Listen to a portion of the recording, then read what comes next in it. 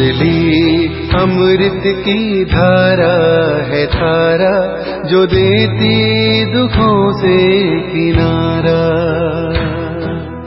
मुरली अमृत की धारा है धारा, जो देती दुखों से किनारा।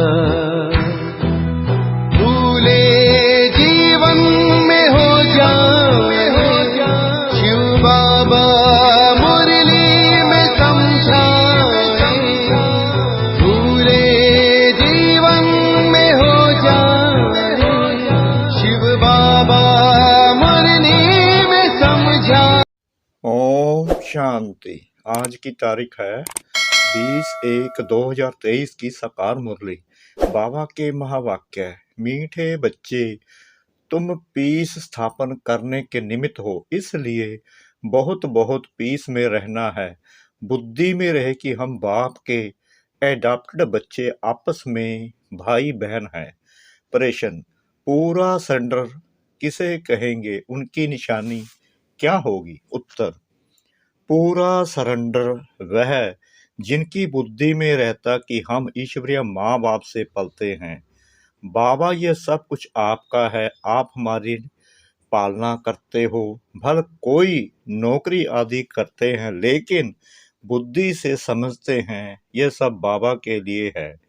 बाप को मदद करते रहते, उससे इतने बड़े यज्ञ की कारोबार चलती, सबकी पालना होती। ऐसे बच्चे भी अर्पण बुद्धि हुए।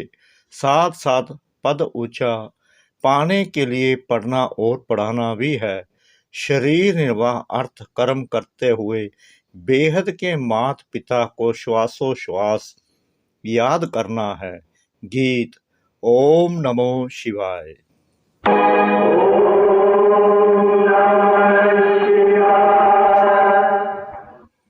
तुमात सहायक स्वामी सखा, तुम ही सबके रखवारे हो जिसका। ओम शांति।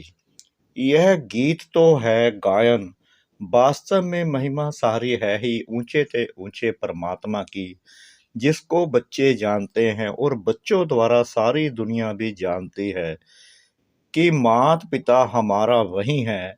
अब तुम माता पिता के साथ कुटुंब में बैठे हो। श्री कृष्ण को तो माता पिता कह नहीं सकते, भल उनके साथ राधे भी हो तो भी उनको माता पिता नहीं कहेंगे, क्योंकि वह तो प्रिंस प्रिंसेस है। शास्त्रों में यह भूल है। अब यह बेहद का बाप तुमको सभी शास्त्रों का सार बताते हैं। भल इस समय सिर्फ तुम बच्चे सम्मुख बैठे हो, कोई बच्चे भल दूर हैं, परंतु वह भी सुन रहे हैं। वे जानते हैं कि माता पिता हमको सृष्टि के आदि मध्य अंत का राज समझा रहे हैं और सदा सुखी बनाने का रास्ता व युक्ति बता रहे हैं। यह हूबहू जैसा घर है, थोड़े बच्चे यहाँ हैं, बहुत तो बाहर हैं। यह है ब्रह्मा मुख वंशावली, नई रचना है, वह हो गई पुरानी रचना। बच्चे जानते हैं कि बाबा हमको सदा सुखी बनाने आए हैं। लौकिक माँ बाप भी बच्चे को बड़ा कर स्कूल में ले जाते हैं। यहाँ बेहद का बाप हमको पढ़ा भी रहे हैं, हमारी पालना भी कर रहे हैं। तुम बच्चों को अब एक के बिगर दूसरा कोई रहा ही नहीं है। माँ बाप भी समझते हैं यह हमारे बच्चे हैं। लौकिक कुटुंब होगा तो 10-15 बच्चे होंगे, 2-3 शादी की होगी। यहाँ तो यह सब बाबा के बच्चे बैठे हैं। जितने भी बच्चे पैदा करने हैं सो अभी ही ब्रह्मा मुख कमल द्वारा करने हैं, पीछे तो बच्चे पैदा करने ही नहीं हैं। सभी को वापस जाना है।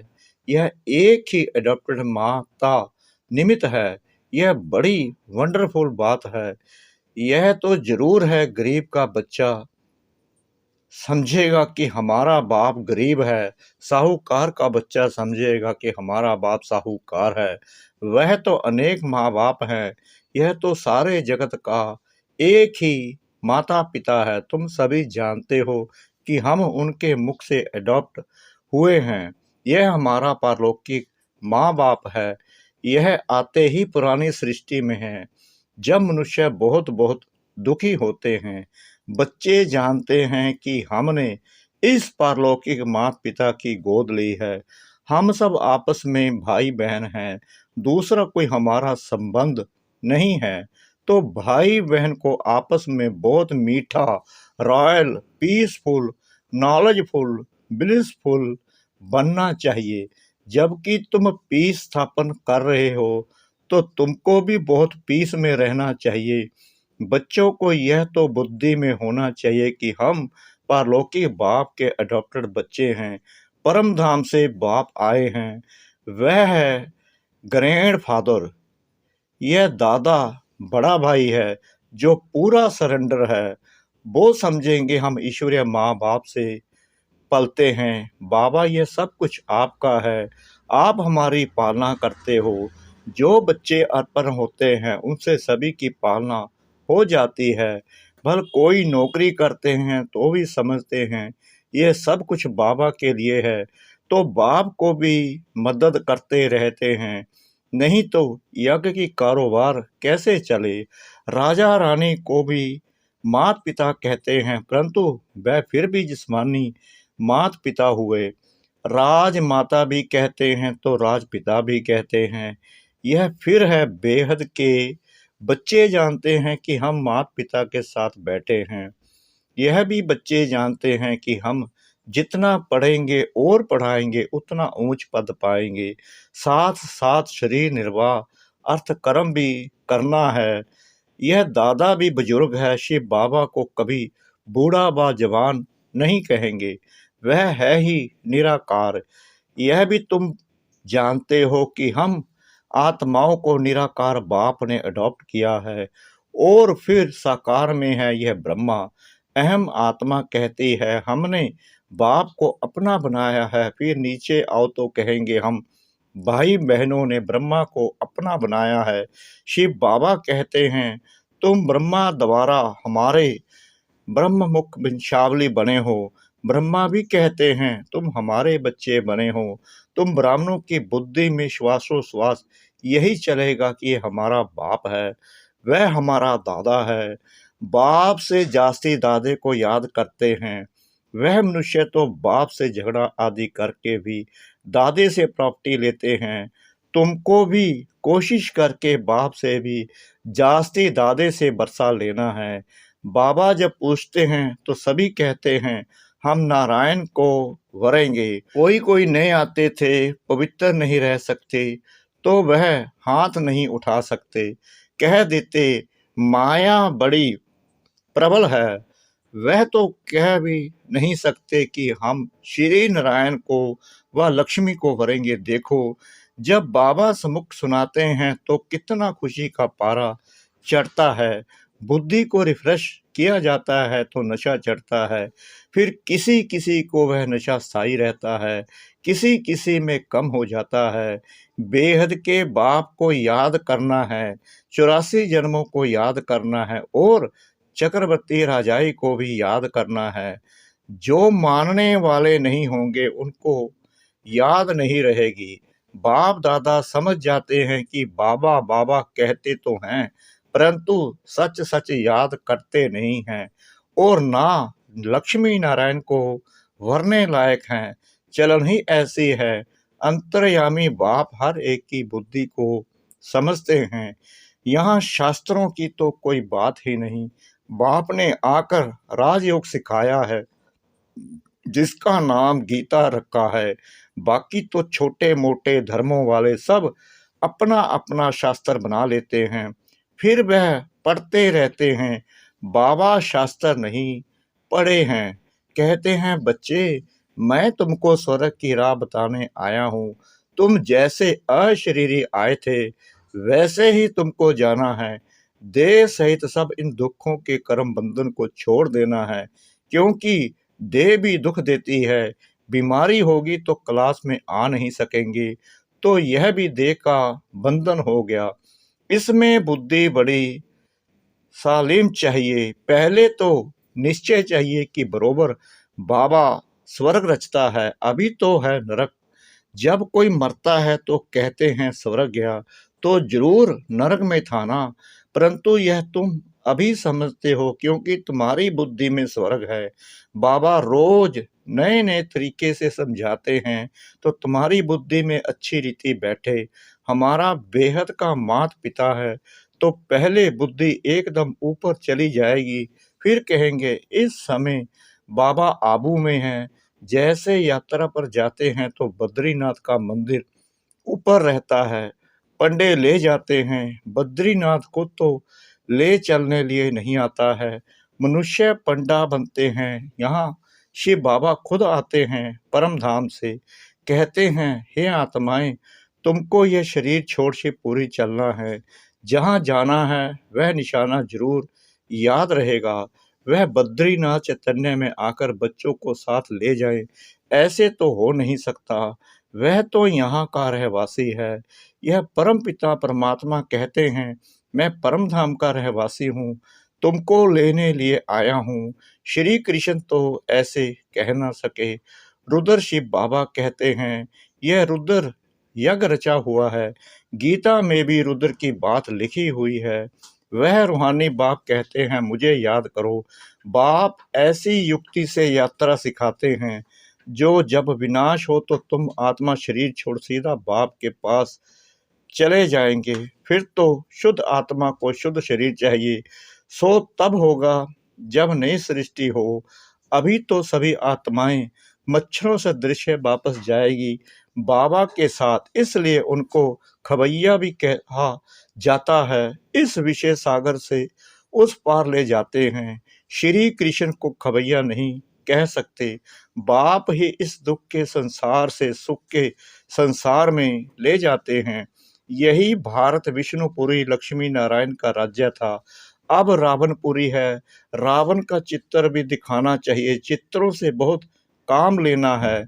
जैसे हमारी आत्मा है वैसे बाबा की आत्मा है, सिर्फ हम पहले अज्ञानी थे।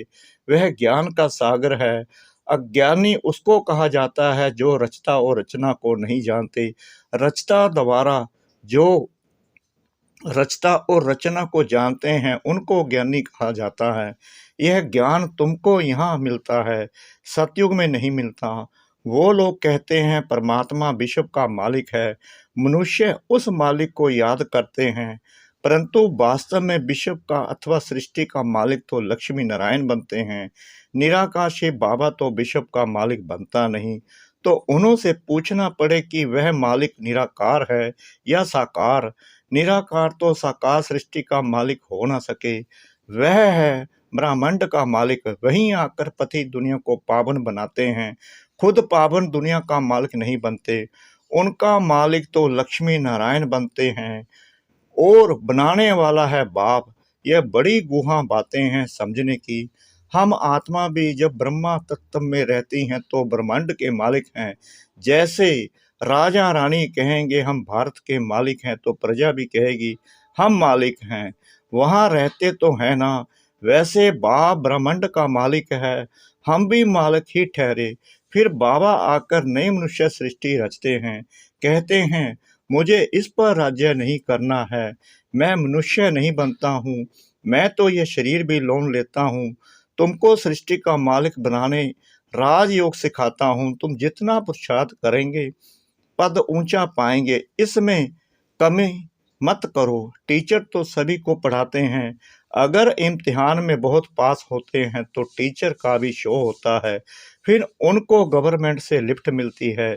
यह भी ऐसे है, जितना अच्छा पढ़ेंगे उतना अच्छा पद मिलेगा, माँ बाप भी खुश होंगे। इम्तिहान में पास होते हैं तो मिठाई बांटते हैं, यहाँ तुम रोज मिठाई बांटते हो।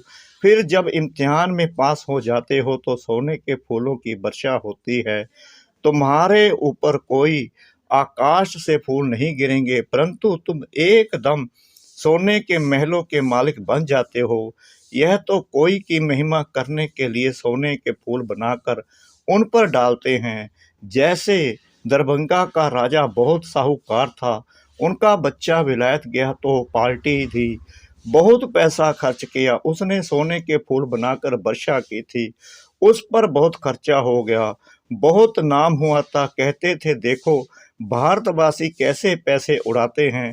तुम तो खुद ही सोने के महलों में जाकर बैठेंगे तो तुमको कितना नशा रहना चाहिए।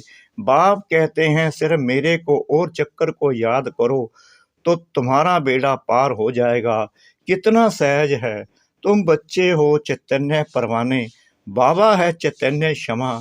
तुम कहते हो अभी हमारा राज्य स्थापन होना है, अब सच्चा बाबा आया हुआ है भक्ति का फल देने।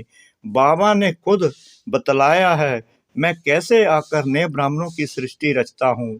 मुझे जरूर आना पड़े। तुम बच्चे जानते हो हम ब्रह्म कुमार और कुमारियां हैं, शिव बाबा के पोत्रे हैं। यह फैमिली है वंडरफुल। कैसे देवी देवता धर्म का कलम लग रहा है। झाड़ में क्लियर है, नीचे तुम बैठे हो। तुम बच्चे कितने सौभाग्यशाली हो। मोस्ट विलेबल बाप बैठ समझाते हैं कि मैं आया हूँ तुम बच्चों को रावण की जंजीरों से छुड़ाने। रावण ने तुमको रोगी बना दिया है। अब बाप कहते हैं मुझे याद करो, अर्थात शिव बाबा को याद करो। इससे तुम्हारी ज्योति जगेगी, फिर तुम उड़ने लायक बन जाएंगे। माया ने सबके पंख तोड़ डाले हैं। अच्छा मीठे मीठे सिकला दे बच्चों प्रति माता पिता बाप दादा का याद प्यार और गुड मॉर्निंग। रूहानी बाप की रूहानी बच्चों को नमस्ते। हम रूहानी बच्चों की रूहानी बाप दादा को श्रद्धा भरी प्रेम भरी नमस्ते। शुक्रिया बाबा, शुक्रिया बाबा, शुक्रिया बाबा इस मीठी मीठी मीठी मुरली के लिए। धारणा के लिए मुख्य सार। नंबर 1, बुद्धि को सालीम बनाने के लिए देह में रहते देह के बंधन से न्यारा रहना है, अशरीरी बनने का अभ्यास करना है, बीमारी आदि के समय भी बाप की याद में रहना है। नंबर 2, पारलौकिक माता पिता के बच्चे बने हैं, इसलिए बहुत बहुत मीठा, रॉयल, पीसफुल, नॉलेजफुल और ब्लिसफुल रहना है। पीस में रह पीस स्थापन करनी है। वरदान, रूहानियत के साथ रमणीकता में आने वाले मर्यादा पुरुषोत्तम भव। कई बच्चे हंसी मजाक बहुत करते हैं और उसे ही रमणीकता समझते हैं। वैसे रमणीकता का गुण अच्छा माना जाता है, लेकिन व्यक्ति, समय, संगठन, स्थान, वायुमंडल के प्रमाण रमणीकता अच्छी लगती है। यदि इन सब बातों में से एक बात भी ठीक नहीं तो रमणीकता भी व्यर्थ की लाइन में गिनी जाएगी और सर्टिफिकेट मिलेगा कि यह हंसाते बहुत अच्छा है लेकिन बोलते बहुत हैं। इसलिए हंसी मजाक अच्छा वह है जिसमें रूहानियत हो और उस आत्मा का फायदा हो, सीमा के अंदर बोल हो, तब कहेंगे मर्यादा पुरुषोत्तम। स्लोगन, सदा स्वस्थ रहना है तो आत्मिक शक्ति को बढ़ाओ। सदा स्वस्थ रहना है तो आत्मिक शक्ति को बढ़ाओ। ओम शांति।